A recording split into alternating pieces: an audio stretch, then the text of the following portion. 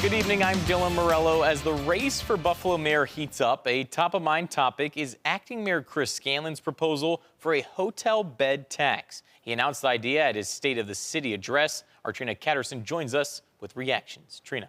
Dylan, at the State of the City address last week, the acting mayor said many hotel owners he spoke with support the idea of a hotel bed tax.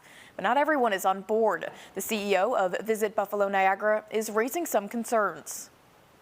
You know, we wouldn't be in this place possibly if we were able to have those conversations before, and that we wouldn't have this, you know, maybe a little bit of a tug of war between the City Hall and our tourism industry. Last week, acting mayor Chris Scanlon delivered his State of the City address. One of the biggest announcements was the introduction of a 3% hotel bed tax. We've talked to hotel owners, people like that who would be impacted by it. The conversations we've had with hotel owners have been positive. You know, I think one of the problems is last year was a 5%. We've dropped it to 3%. So I think that's a little more palatable for people. But not everyone is on board with the idea. Unfortunately, I don't think that this is one of the answers to that. This will put Buffalo at a disadvantage. One of the reasons the tax was introduced is to bring money back into the Queen City.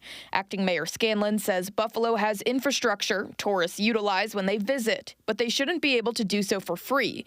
Visit Buffalo Niagara CEO Patrick Kaler feels differently, saying they pay enough by eating at restaurants and shopping in our malls. So to have that kind of attitude doesn't necessarily kind of fly with me, because I feel like our visitors are already paying their fair share when they come to our destination.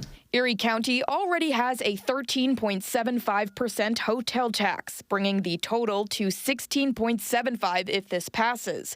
Kaler says that puts Buffalo on an equal playing field as San Francisco, California, challenging the city to bring people in. Meeting planners and sports right holders, when they're looking at a city and a destination to bring their piece of business, those are the types of things that they look at. And so once this goes out, and if this would pass, it will be a story in the trade publications. Kaler tells me as a Buffalo resident, he has concerns the city is facing a budget shortfall of about $50 million.